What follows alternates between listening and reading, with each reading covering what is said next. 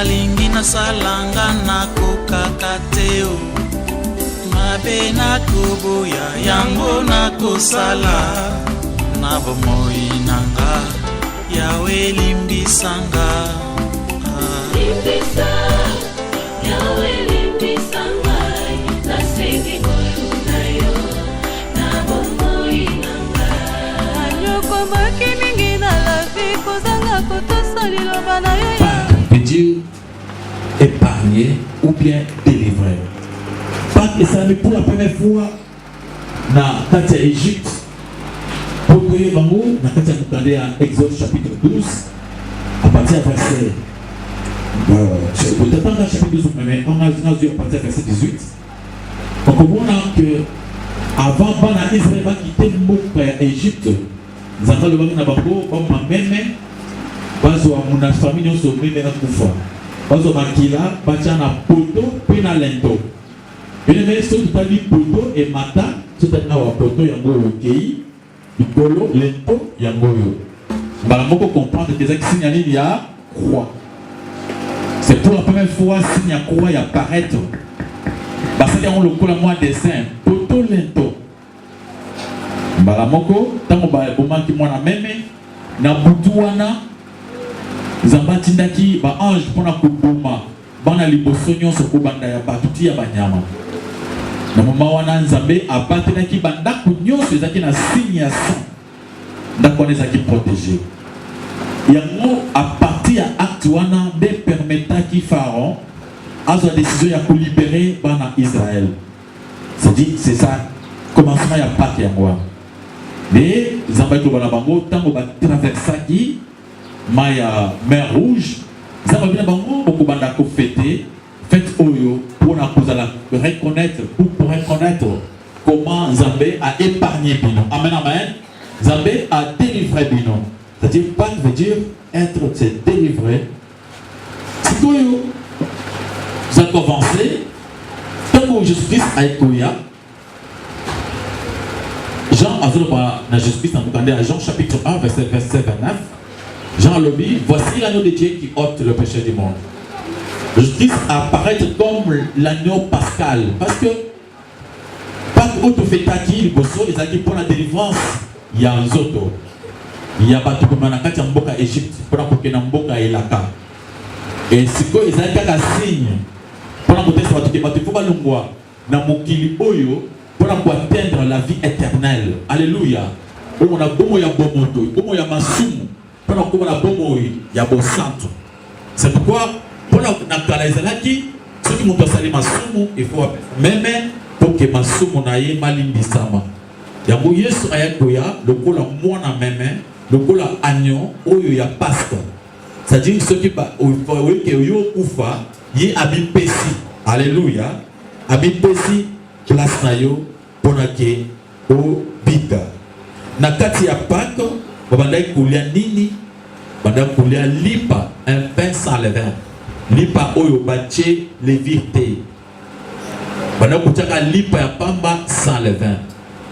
Lipa wana ezalita teka na ketoke de kosomba lipa siko sa lipa sans levain poto baketole pakate. Mais lipa wana ezala représenté na Biblia. Na mukanda ya 1 Corinthiens chapitre 5 verset 7 à 8. Balobi, faites disparaître le vieux levain afin que vous soyez un Pâques, que vous soyez une pâte nouvelle, puisque vous êtes sans levain, car Christ est notre Pâques. Il a été immolé. Alléluia. Nous avons que levain wana bazolo bawana ezaki masum. Amen, amen. Lipa ezangi levir. Parce que un peu de levain, dans le levir mouké, au contaminé pâte mobimba. Il y a des gens qui ont le sumo mouké pamba, à côté de ça, la embellé à partir de sumo moko. Au exemple, il y a notre papa David. David a salata abandaka le sumo mouké et le sumo est cola. Et il y a un problème. Il y a un matin qui est colonda pour aller à tourner à la mboka. Il sont à l'ebosso, à passer regard à l'ebosso, à moni moi c'est à la douche. Où il y a le regard wana, à zone saisir le regard, où faire le bas, où il y a deuxième regard. azongisa mibale azongisa misatu musumu ebandi wana ezalaki likambo moke ke alulaki mbala moko ekomi ke bapenga mwasi wana mwasi na ye ekomi basolo ekomi bakoma mwasi na mobali bakomi mwasi na mobali ekomi mwasi akomi na zemi. David a raisonné qu'est-ce qu'il faut faire pour que baye bate ke nga wa mobimba na boko pesa mwasi bato zemi asali complot asali lokuta babenga mobali na ye akende na ndako bala ke mobali na ye kolo zemi pour abandi kosala complot lokuta yo ka liso ezaki moke ezaki liso moke un peu de levain moi de ville moke et comme commission musika c'est pourquoi il faut tomiter avec qui s'azali dans les villes c'est-à-dire azanga masumu amen amen. À partir de ce moment moke okoko banda kokola masumu etango mwasi wana ye mobali ya ye aboyi kokala na ndako na ye David azali maître c'est-à-dire à comploter pour babuma moto wana akende kokufa abumi mobali wana nsima ko mobali wana David asali hypocrisie aye abali mwasi wana na voie normale tozala ngai aza mowa ya mawa moninga kufi esalinga passe na motema ngana bala mwasi oyo poke tumawa ezala te omoni asali hypocrisie. Et à partir de ya ndambo ya lesumu o ko sala masumu ebele amen amen. C'est pourquoi le but tant que tu fais ta Pâques il fallait confesser tous nos péchés. Il faut que tu la bien propre amen amen. Alléluia. C'est pourquoi le but va faire ta avec le pain sans le vin. Tu comprendras nous na watu kope ça na Jean 8 Jésus-Christ t'envoyaki pour nous montrer que Jésus-Christ a zakindé l'agneau pascal. Dans à Jean chapitre 18 verset 28, Jésus-Christ a été arrêté le jour de la Pâque. Alléluia. Jour de la Pâque né bakangaka Jésus-Christ. Et puis Pâque wana ou Pâque zakindé mukolokanga Jésus-Christ. Jésus-Christ avant bakangaye yépe afetaki Pâque na ya suka. Dans Matthieu chapitre 26 verset 18 à 20. Au commun, Jésus-Christ a préparé dernier Pâques naïe. Et tant que Jésus-Christ a préparé Pâques, le total comment Jésus a fait Pâques. Amen. Jésus-Christ a Pâques naïe et c'est là qui signe dans le bosso, il y a total sabiso bolingo. Alléluia, alléluia. Avant, comme on a mon Pâques, Jésus a bien qui va y kol naïe. Dans ma béni bango, Jésus a eu maï. Abandi ko sokola bango makolo. Alléluia, alléluia. On est dans Jean chapitre 13, verset 4 à 13, virgule 14, 15. Yesu abandi ko sukula bango makolo. Tango sukula makolo, alobi na bango. Bino na ngai na za munene. Alobi yo maître. Babitala ngai mo na za munene. Na sukula bino makolo. Nazo taisa bino signe ya négation de soi. Koyeba komi boya. Alléluia. Koyeba komuna baninga na valeur. Kotombo la baninga musina place na yo. Jésus-Christ alobi na verset 14-15 bokobanda ko sala boyi. Alléluia. Bokobanda ko sala boyi. Lokola ngana tansi bino komi kitisa. Bino po banda ko sala boyi. Alors Yesu tama vani bango na table pona kolia. Yesu oyo azaki maître abandi ko servir bango. Atuni bango. Entre mon toi zo servir. Na mutu oyo bazo servir. Na naza monene. Balobi oyo bazo servir. Atuni bango. Mais ngai maître na bino nazo servir yo na table. Bo mesana na boye. Bo mikitisaka. Et pas na bino le premier à sa lokola des derniers. Ou azo diriger à sa lokola esclave ya batou nyos. Alors Jésus-Christ n'a signé pas naïe, il voulait seulement nous montrer le chemin ya komi kitisa. Koyeba komi kitisa komi tombolate. Ya mo Yesu abadai kotali sa biso. Acclamez pour la gloire d'éternel notre Dieu, notre Seigneur. Alors Jésus-Christ a zo pesa bango Pâques. Na mukande ya Matthieu 26 28. Yesu azoloba oyo ezali nzoto nanga. Oyo ezali makila nangai. Boko sala boitango nyonso pona kokanisa ngai. Amen amen.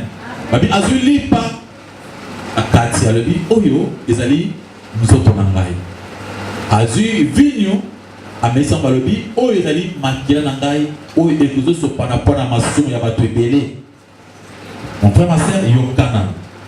Lipa wana Jésus-Christ a pesibiso atalisaki si nous sommes dans le monde spirituel. Alléluia, alléluia. Oh, ils ont un cambo ya molin. Bien aimé, ne croyez pas que ceux qui vont se faire lipa wana balayer, ne balayer sauter. Mais Jésus-Christ, avant de faire cela, il a eu un grand temps. Il a eu le temps d'expliquer à son peuple ce qui veut dire le pain. Alléluia. Ce qui veut dire le sang. On à Matthieu, c'est à Jean. Jean chapitre 6. Jean chapitre 6. Comment Jésus-Christ a continué pour expliquer. Jean 6, 47. Jean 6, 47. Tout le monde comment Jésus-Christ a expliqué le pain. Le pain où il fallait battre balia.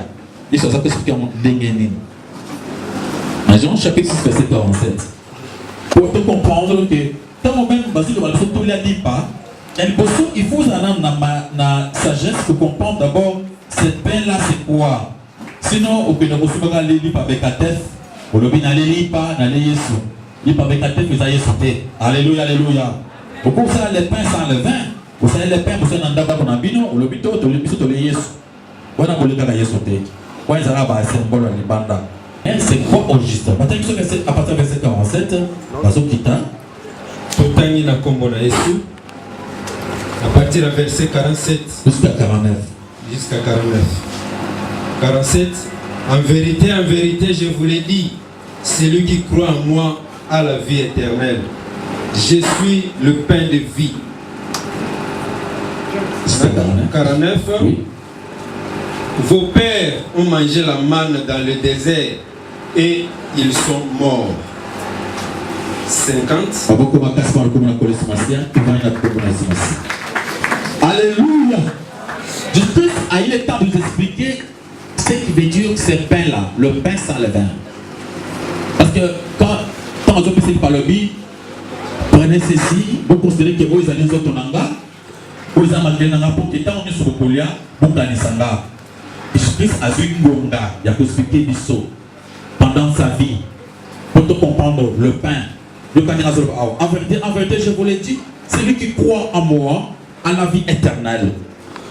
Croire en Jésus-Christ, c'est-à-dire, il se pain ici, on les mange pour avoir quelle vie éternelle.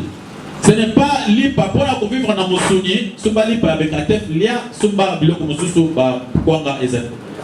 Mais kwanga oyo bazolo ba awa, ezali kwanga pona batu oyo balingi bazwa ce qu'on appelle la vie éternelle. Alors je suis le pain de vie. Abiyende libre oyo pesa ce qu'on appelle la vie quoi éternelle. Alors verset 49 le dit, vos pères ont mangé la manne dans le désert, ils sont morts. C'est ici le pain qui descend du ciel, afin que celui qui en mange ne meure point. Alléluia.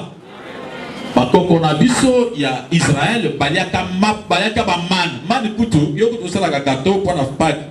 Mais man e bada ko kitana lola, nzamba tinda mo kitina lola muto azui aller pe bakufi. Alléluia. Mais à combien pour des raisons, gâteau yo moko sali yo moko fabriqué, di ba yo moko sali na man. Wa besoin na moi spécial pas na nzamba. Oyo soki tali kolo maboko yo moko limbe uti likolo ozwi yango oye nali pa oyo moko sali différence zo na mwa moke alors bi ba wana bala basa oyo bala to uti likolo ba kufaki. Mais le vrai pain c'est Jésus-Christ de Nazareth. Alléluia, alléluia.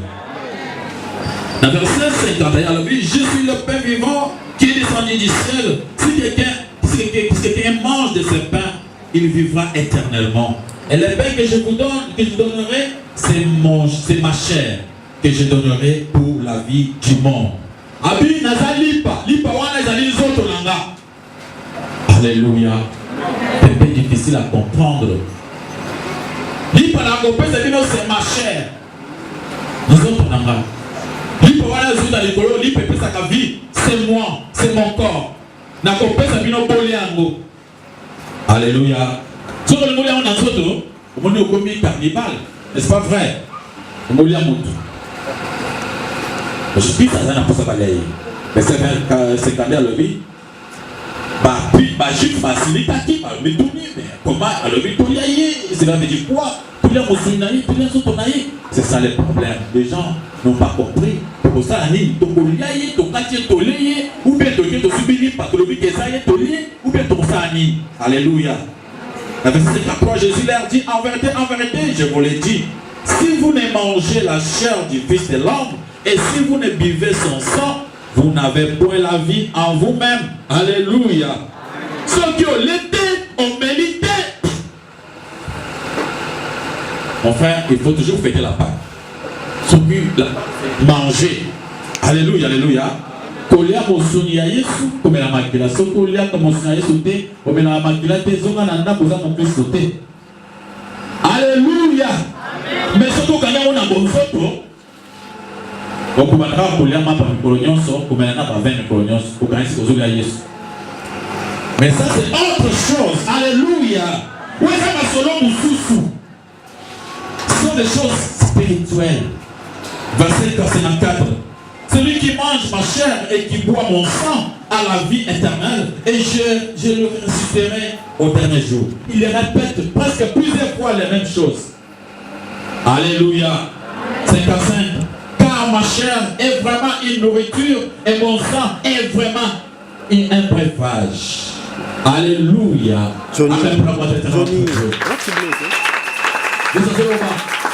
Ma chair est vraiment une nourriture et mon sang est vraiment un breuvage. Alors il faut le manger et boire son sang. Sinon, il n'y a pas moyen d'avoir ce qu'on appelle la vie éternelle. Après, la verset 35, ça le dit, comme le Père qui est vivant m'a envoyé et que je vis par le Père, ainsi que celui qui me mange vivra par moi. Alléluia.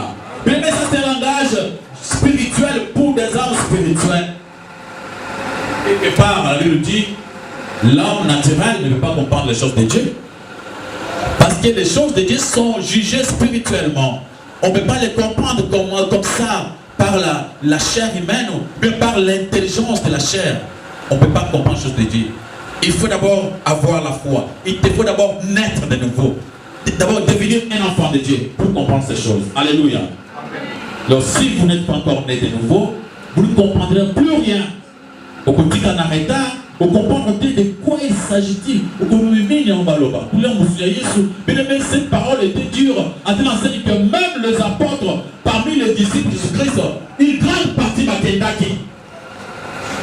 Ça n'est pas discerné, ce qui veut dire manger la chair et boire le sang de Jésus-Christ. Et ce n'est pas facile à comprendre ça aujourd'hui. Amen, amen. C'était difficile de comprendre à ce moment-là. C'est aussi difficile aujourd'hui. Au moins d'être conduit par le Saint-Esprit. La verset 59, je vais sur le verset 103 pour me limiter. Jésus dit ces choses dans la synagogue et enseignait oui. Plusieurs de ses disciples, après l'avoir entendu dire cette parole, cette parole est dure. Qui peut l'écouter? Même ses disciples, cette parole est dure. Qui peut l'écouter? C'est difficile à écouter, même à comprendre.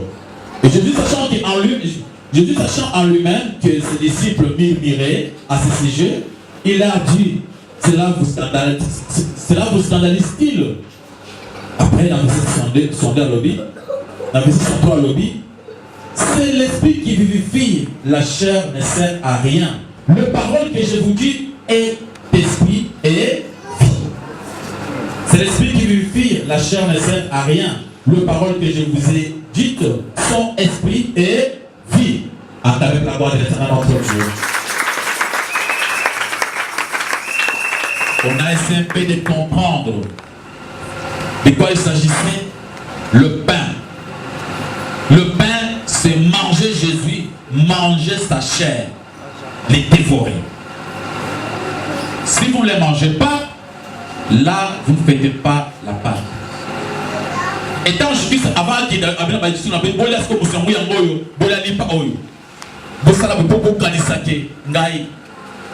alors il fallait qu'on coule à Jésus-Christ. Il fallait Jésus à la Katinayo, mon frère. Jean 14, verset 23. Celui qui m'aime, il gardera ma parole. Et moi et mon Père, je viendrai, j'habiterai, je ferai ma demeure chez lui. Ce qu'on dit la parole, c'est Jésus-Christ. La Bible dit au commencement était la parole. Et la parole était Dieu. Et la parole était avec Dieu. Et la parole était faite chair. Jean chapitre 1, verset 1. Vous autres qui l'avez remonté, cette parole c'est Jésus-Christ. Et si vous mangez Jésus-Christ, il ne faut pas le voir dans la chair, il faut le voir en esprit. Alléluia. Alors Jésus c'est la parole de Dieu. Manger le pain c'est écouter la parole. Si vous croyez, si vous écoutez, si vous acceptez, alléluia. Et pour avoir la vie, cette façon de manger c'est la foi. Cette foi, c'est pour lier à condiment. Amen, amen. Écoutez la parole de Dieu, acceptez, maintenant on a la vie. Quand on n'accepte pas la parole de Dieu, on ne la garde pas en soi, on n'a pas la vie en soi. C'est pourquoi il faut écouter la parole. Le fait c'est pas d'écouter la parole de Dieu, l'accepter, c'est ça avaler Jésus-Christ. Ce qui est sur la carte, quand vous gardez la parole de Dieu en vous, vous avez gardé Dieu lui-même. Alléluia. Yesu akomi na musinayo na estomac ya molimo na yo. Il faut que bien la carte ya monoko ya molimo, pe na estomac ya molimo. Alléluia. Vous avez la estomac ya nzoto te, na monoko ya nzoto te, po ya Yesu te o marcher na minu te. Amen, amen. On ne peut pas les marcher na Yesu na minu ya nzoto te. Ozomela ye na monoko ya nzoto te. S'il faut qu'on ait na monoko ya molimo. Amen, amen. Avant na carte ya estomac ya molimo dans tes pensées. Ici quand on raisonnaka, Yesu akoma mokozi ya makanisi na yo. Alors, il faut fêter chaque jour, c'est-à-dire il faut écouter, il faut l'accepter, il faut le manger, il faut le bouffer chaque jour. Le matin et le soir, avant de dormir. Alléluia, alléluia. Il faut qu'on médite jour et nuit, il faut méditer la parole de Dieu. C'est ça la part. Amen, amen. Mais, jusqu'à quelque part, bien qu'il avait dit cela, donc il fallait quand même moi lipa. Amen, amen. Il fallait que moi lipa. Il fallait que moi vive. Ce n'est pas mauvais. Ce qui va dire bazu ouvert, bazu lipa, balayer. Mais ce n'est pas cela qui sauve. Alléluia. Ils n'ont pas péché, mais ils n'ont pas eu la vie éternelle par lipa wana. Et il est vrai, c'est Jésus le dit. Même si tu as man bakobi kate, kulia lipa, il faut qu'on ait la parole. Lui c'est la parole. Donc si on a la parole, tu as la parole dans l'engeni, et ça va pas ya pamba. Et ça est le côté big ça yote. C'est pourquoi la parole de ce qu'on a awa, ils ont dit kulia Yesu ya vrai. Na les bakusi ba bozana souci makasa mal bozana kulia moi lipa moke wana na moi 20, des fois ça la passe. Prochainement, il faut aller comment bon tout cas bon pour ça quelque chose. Attends qui attend moi vitalo, bâtir mon tondam pour que ce pays ça monte mon amour que nous savons moi signe pas. Mais ce n'est pas ça la vraie pas que vrai ils allaient qu'on y a écouté. Mais là Jésus-Christ n'a malgré mon bimba. Amen. Pour là Jésus-Christ babuka ye muko ate omele mo bimba. Na matita bololo. Alléluia, alléluia. Ce baninga bazi moi lipa. Basi moi vini mameli, basa ils sont montés. Mais voilà ce qui se passe. Bagina mususu ba débordé matiki na wana. Basi lapin, basi maki, basi banzete, bataka on peut signer pas. Le bina télé na matanga ba de mususu basana basa est trouvé. Na kozo malabiso na mutuka, zone na ba yile ba 0 heure passé. Vous voyez, tu m'as mis dans l'idée, tu m'as bougé à Kindok. Dans mon lit, bah, vous faites pas. Bien, bah, combien vous avez? N'est-ce pas la magie? Alléluia, alléluia. Éprouvez les esprits pour savoir si ce sont des dieux. Examinez, étudiez. Alléluia.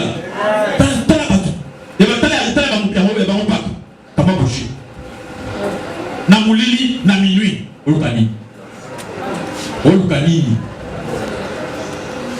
est-ce que maman bouger dans la Bible? Alléluia, alléluia. Si vous bougez, tu peux essayer il y a mon lit, tu peux essayer dans la minute, tu peux essayer bouger. Tout le temps, on a qu'à changer là, on a bougé. Mais, Songola Miso, il faut apprendre à faire les bons jugements. Alléluia. Mais les noms, basangisa on a ba fête à ba païen. Donc là date badato ba chemi kolo. Ezaki badati moko ezaki fêté kala. Ce n'est pas la vraie date au Bachiwana. Date ezaki fêté kala, ezaki mokolo ba fête moko ba païen. Bato bada ko bima bango nyonso mokolo na ko fêté. Alors si ma ya banto ba ko kende, bato ba ko yokana. To sala boye. Mokolo na bango ya fête wana. To ko misa ko la moza mokolo ya fête à part. To bima na bango mbala moko to so moya ko gagner masse. Alléluia, alléluia. Bible dit que tout se conformer à mobilité. Le quoi ça mokolo ba mutike la ba mokolo tout pona biso mokolo. Alléluia. On peut pas se conformer. Pour ça la date il y a pas dans la Bible. Pour les autres ça on fait pas on fait dans les lots. Les autres c'est la caca ya lelo. Est-ce que au point de ça on a vu c'est pas besoin date on fait pas. Alléluia, alléluia. Biso te fait ta part chaque jour. Jésus-Christ a allé pas na biso. Donc, tu fais travailler chaque jour. Alléluia. Donc, il faut chaque jour qu'on met la maquille là. Chaque jour qu'on a mon soulier. Yes. Alléluia. Yo, c'est la cause de la gamme. C'est la tia après. Il y a un coquille de l'eau. De thé. Bisous, tu fais ta Jésus chaque jour. Alors, il faut ça chaque fois. Pour qu'on s'en c'est pas le but. Après, il en était. Donc, il faut le faire aujourd'hui, demain matin. Il faut le faire toujours. Donc, je vous s'en alors, mon frère, il faut faire attention à nos besoins. Pas de combien ça va marquer. Au maquillage, parce que maquillage a fait ton idée, maquillage a l'école a préservé sa vie. Mais et où tu vois dans la Bible? Banana bazar pour ça ba maquillage. Ce qui est banana, on va appeler ça la maquillage, on va appeler ça la maquillage. Ça le maman. Pas comment on fait pas il faut rien par la peine. Par la peine personne n'a pas. Tu vois par la peine, parce que vous voyez ça pour faire ou bien maquillage dans mon père dans la maman mais qu'est-ce qu'il veut dire au juste? Tu dis par la peine à parler où tu vois. Amen amen. Alléluia. Notre Pâque, c'est Jésus-Christ. Jésus-Christ a mis Pessa qui meka une fois pour toutes. A mis Pessa meka, a dit Agnon Abisso. Donc, le lot, pour dire que ça, la bâche, c'est même Yakozo Ali, papa, on connaît ça. Mais en réalité, Pâque Nabisso, c'est écouter la parole de Dieu et que garder mon akat na yo. Tant que vous avez le banzan, vous avez akat na yo, au commis moi en Zambé, en même temps, au commis les temples, mon temple, il y a mon saint. Maboko Makaspan le commun en collection. Attends que la voix d'éternel notre Dieu. Beta milolo.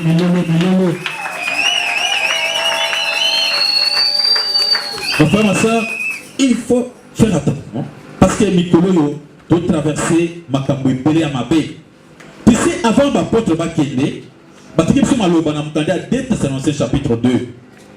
Bien aimé, attendez Pso, 2 Thessaloniciens chapitre 2, verset.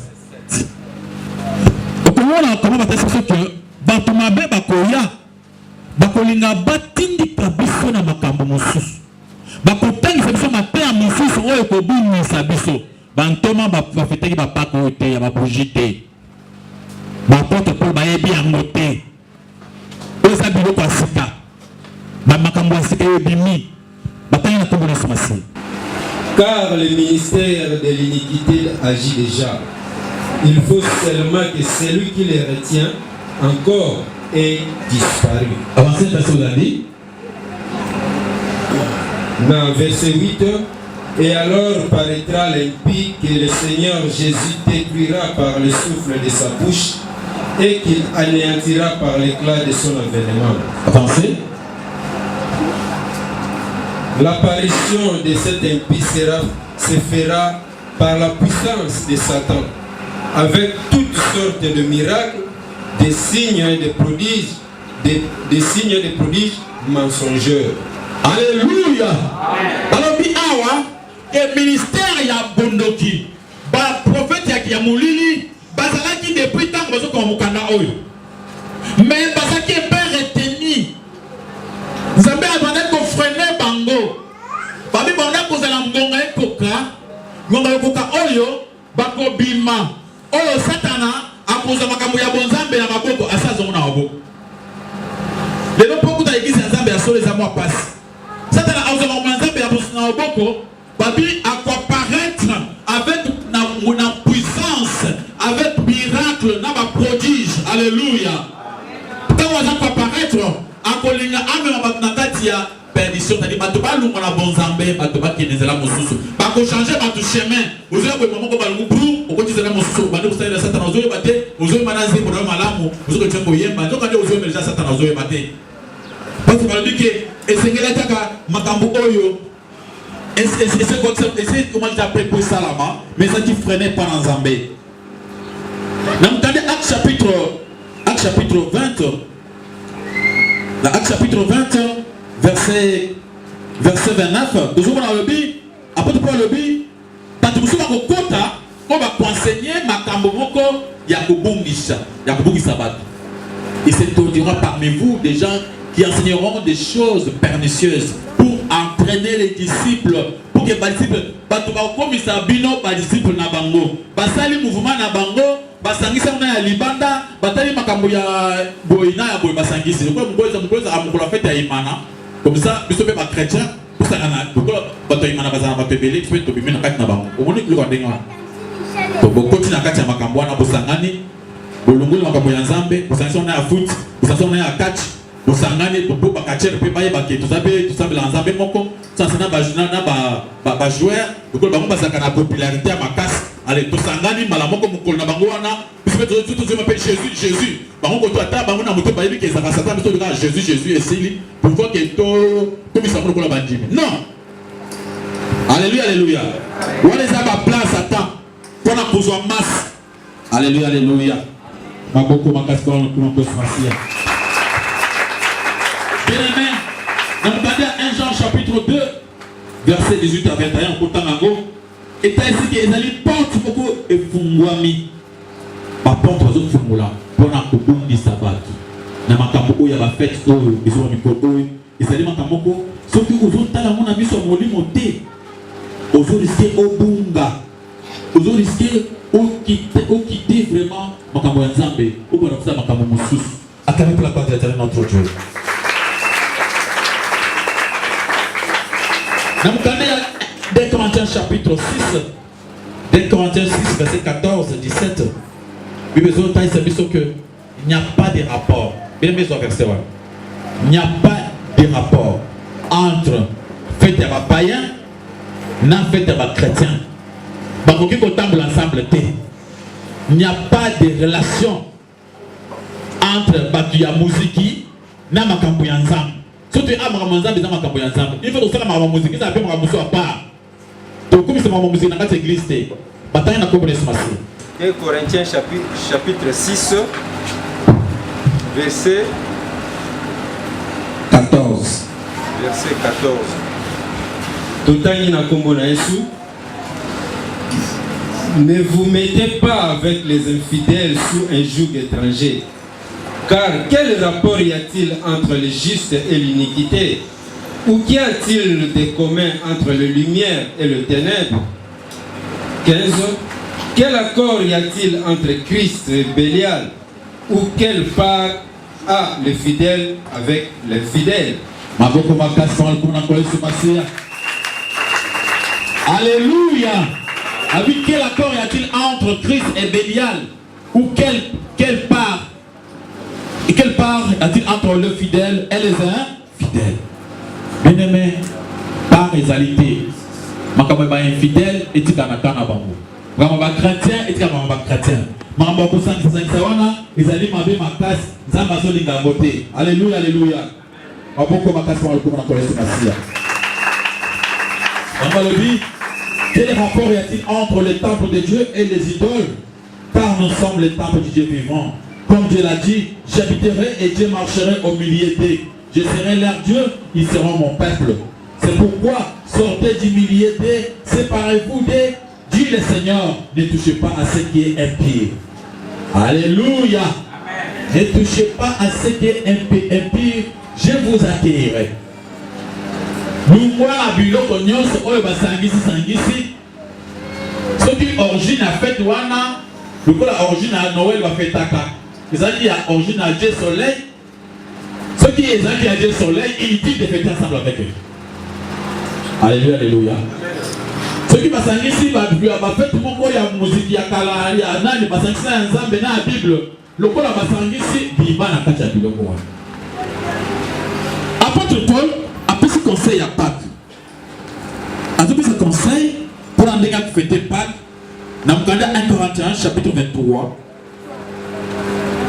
jusqu'au verset 26.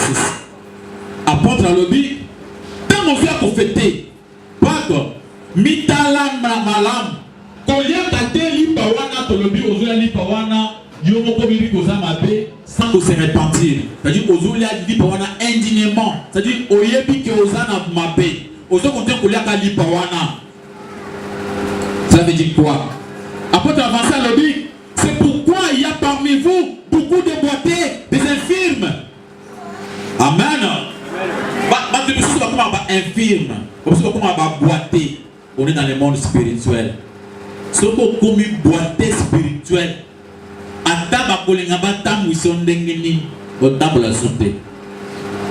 Cela veut dire quoi?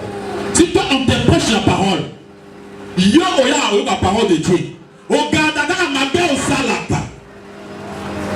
Amen. Ma paix oyo sarawana. Oye bateya ozebi amen amen olelipa. Ozongi nanda o garder ta même comportement. Muyibi na yo otikite.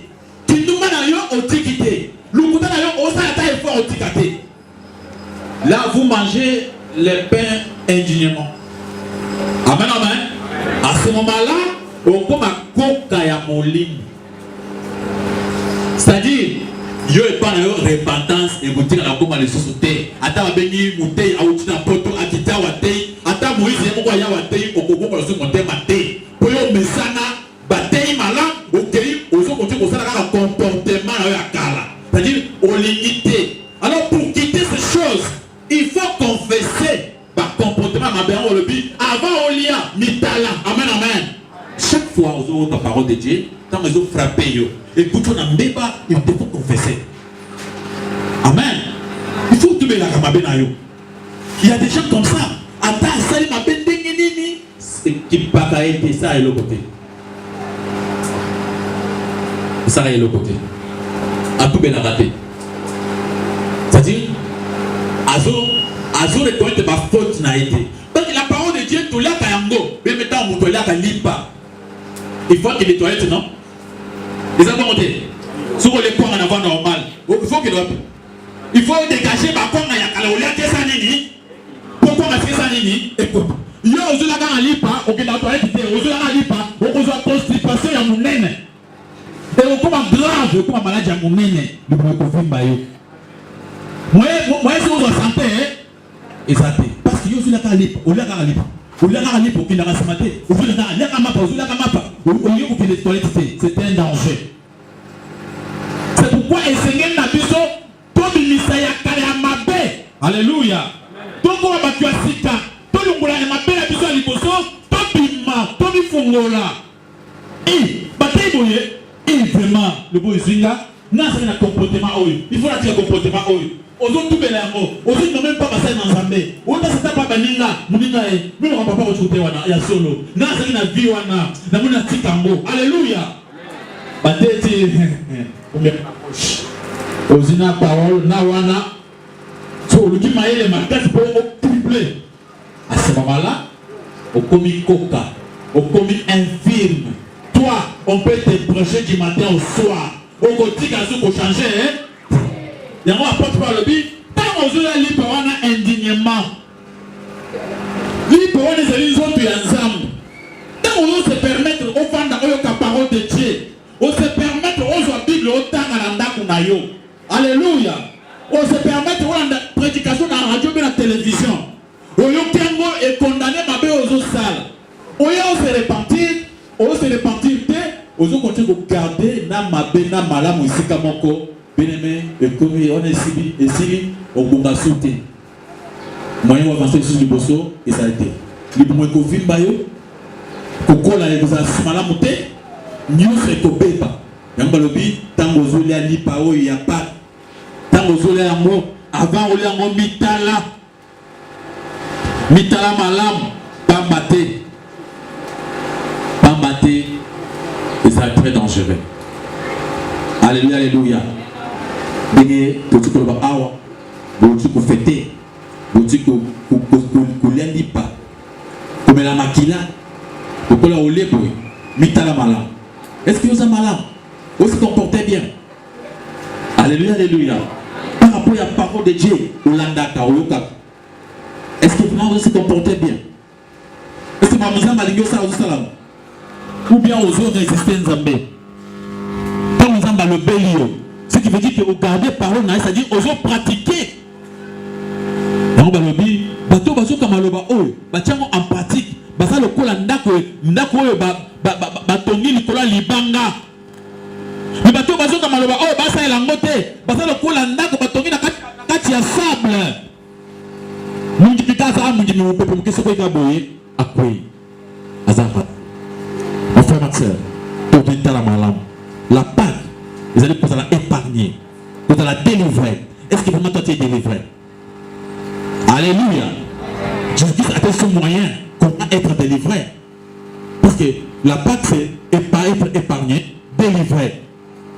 Vous connaissez la vérité et la vérité vous a pour être affranchi, pour être délivré, il faut connaître la vérité. Mais toi tu connais la vérité. Alléluia. Tu connais même cette vérité, mais tu gardes les tout. Parce qu'il y a des gens qui mais ayebi déjà. Mais toi tu connais déjà. C'est un grand danger. Acclame pour la part d'éternel notre Dieu. Melolo.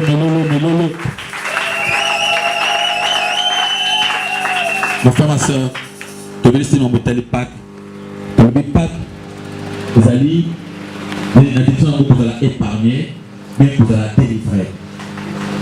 Mon Pâques, vous allez épargner ou bien délivrer. Pâques est ça pour la première fois dans l'Égypte. Le papa d'Israël, avant de traverser la mer Rouge, ils allaient y avoir des sages que Pharaon a libéré Bango. Il y a un Israël qui est Égypte, il y a Bana Liboso. Tant que Israël, c'est que Bachaki Makila l'entona poto, Bazaki protégé. Bana Israël va comme profiter par mes coloniaux, ce qui me collait sur la vie, c'est Ayaki. Yes, a fêté na bango Pâques. Mukolo il fallait kufa. Yes, alobi na kosa na bino Pâques ya suka. Yesu a béni bango, a tesé mon bolingo. Na pris un conseil, il y a kusu bango de kusu bango makolo. Pour servir bango na table. Ma fête Pâques. Pour votre information, Judas Azaki n'a pas qu'il y a l'Ipawan.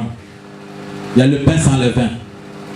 Bah Julie pour mon aîné, bah Pessi Judas, bah tirer la vigne. Azani, Amélie, après c'est marqué Zani. A de trahir Jésus. La Pâque, on a un symbole.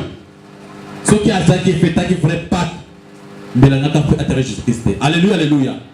C'est-à-dire, oh, Judas a donné un exemple, est-ce qu'elle a dit que Jésus-Christ? Parce qu'il y a ce moment où on a fait des Pawana. Pessier, allié, après c'est venu, Amélie, après Abimimbangu, pour te faire croire que Pâques au bateau, parce que au bateau, ils ont dit ça. C'est écouter la parole de Dieu. Amen, amen. C'est manger Jésus, boire son sang. Jésus n'est rien d'autre que sa parole. Jésus, c'est l'expression de Dieu. Jésus est comme maloba yanzambe. Alors, ceux qui ont le manzambe au bombiango, au meliango, yamana au fête pas. Yamon te le dit qui est pas. Ceux qui te dit pas, n'a vu ton mérite, tout ça il est sous-monté. Et ça symbole. Mais tu peux pas la prendre en yango. Mais ceux qui m'ont sur le zali, tu peux aussi parler par 100 les 20 pour ça la yango. Yo kasper ba to baleli pa wana nge balé pas katé pas que zali makambo mususu. Amen, amen. Mais ceux qui a na bougie wana keba et comme ils ont maki et comme ils ont la fin et comme ils ont bougie la muka na 1 heure mais maintenant zela na moto zo pelisa là il faut faire attention. Alléluia, alléluia. Est-ce que Yesu a fait qu'il a minuit? Dans la Bible. Ils sont fait à minuit. Ils sont fait à Boda Pogos. Mais now, you are looking at minuit, now we are walking the Urkani. You are a magasin Moussus. Comment ça me l'ensemble de Moussus? Où est la Bible? Alors il faut discerner. Il faut avoir l'intelligence. Il faut examiner toutes les choses. Alléluia, alléluia. C'était ça la prédication d'aujourd'hui. Acclamez pour la gloire d'Éternel notre Dieu, notre Seigneur, notre roi. Que l'Éternel soit loué, qu'il soit glorifié, car il est Dieu. Alléluia.